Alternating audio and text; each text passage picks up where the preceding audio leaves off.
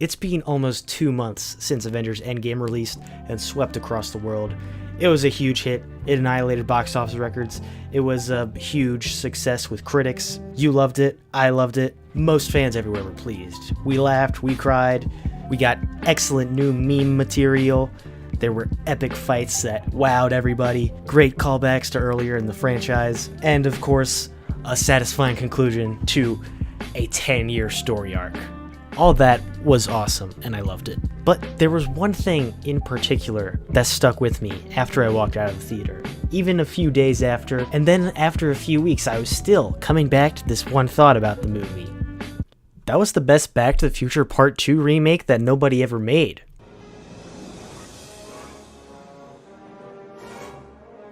Yeah, that's right, I said it. Back to the Future Part 2. I know Back to the Future Part 2 is a little bit controversial. Its scores aren't as up to snuff with the original. I feel like most fans of Back to the Future love it, but they admit it's a little crazy. But I have a more unpopular opinion.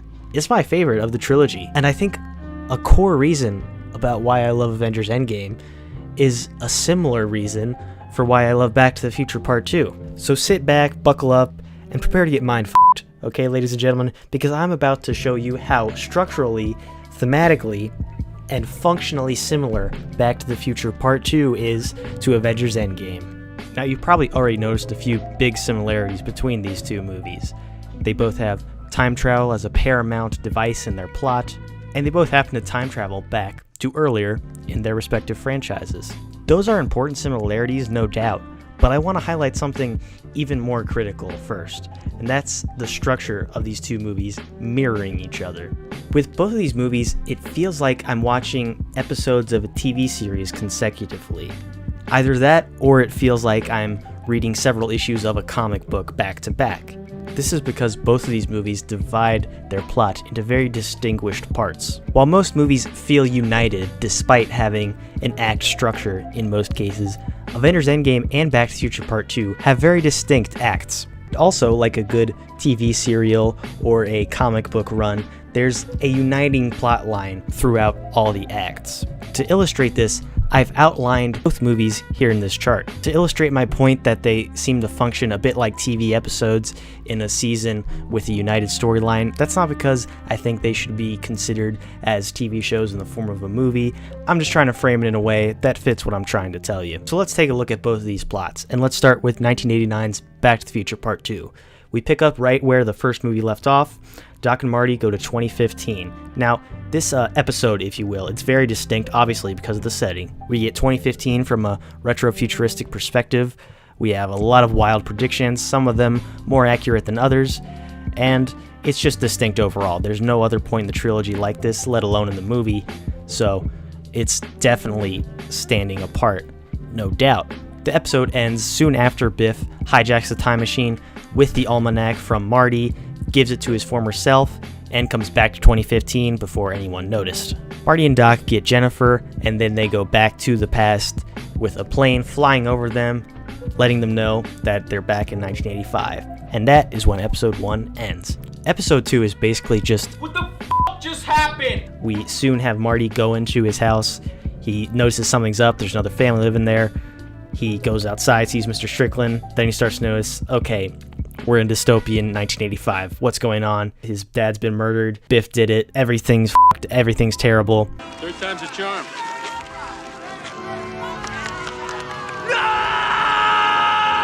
It's all about the almanac, and he has to go back to 1955.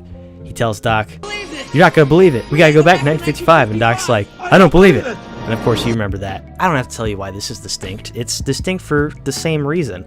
It's an interesting, distinguished setting within the entire trilogy. There's nothing else like 1985A. The imagery with the corrupt Biff, the pleasure paradise, Sammy Hagar singing I Can't Drive 55, and it all adds up to becoming its own thing within its own movie, once again. But of course that's not all. we go right back to 1955 within the first movie, the final showdown with Biff, and we get a fun, zany exploration of the very first movie with some new time travel rules. Obviously, you can't bump into your other self. There's a constant danger of a paradox, one of those things that can, destroy the universe. It's all really heavy. Great Scott.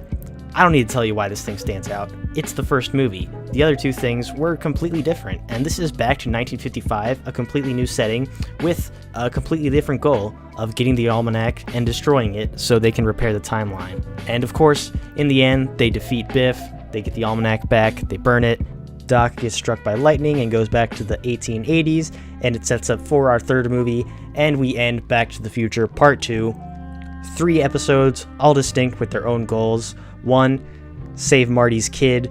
2, what the f*** just happened? 3, get the almanac. But this is all still a movie because there's still an overlying theme and main goal, and that's maintain the timeline. Whether it was trying to save Marty's kid, or figuring out what's going on with Biff, or getting the almanac, it's all about maintaining, repairing a good timeline for both Marty and Doc. Now, Avengers Endgame is very similar in this regard. It has about 6 episodes that I'm going to identify for you, so let's run through them. Episode 1, right after the snap, of course we have Hawkeye losing his family, Tony Stark and Nebula being rescued by Captain Marvel. They try to get the stones back from Thanos. That fails. End of episode 1. Cut to 5 years later. This is episode 2. We see everyone struggling and everything just sucks. It's not the same. And then we get a glimmer of hope with Ant-Man coming out of the quantum realm. He doesn't know what's going on, and then when he figures it out, he goes to the Avengers. And when you see him waving at the camera saying, "Hey, let me in," cut, that's when we end the episode on that cliffhanger. Then we go to episode 3. This is all about figuring out time travel. So Ant-Man pitches time travel. The Avengers think, okay, well, if there's a chance here, we gotta try. They get the gang back together eventually.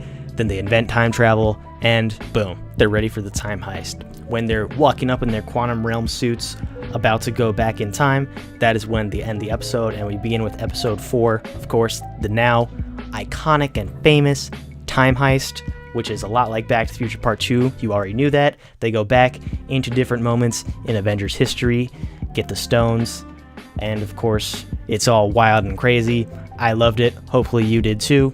They managed to get the stones, although Black Widow unfortunately doesn't make it. That was very sad, of course.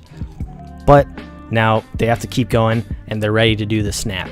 And the Hulk, when he's just about to snap his fingers, boom, fade to white, end of the episode. Episode 5, here we come. You already know what happened. Epic battle with Thanos. Lots of stuff going on, just amazing comic book action on screen. Of course, ultimately, Iron Man snaps his fingers, sacrificing himself to destroy Thanos and his army. We get a soft ending there. Then we go to episode 6, which is more like an epilogue. Of course, we have the emotional Iron Man funeral. The heroes now are ready to move on into the next generation of Avengers. Captain America finds his happy place, goes back in time, finally gets a life, and all's well that ends well. But you can see in the events I just mentioned, everything is pretty distinct.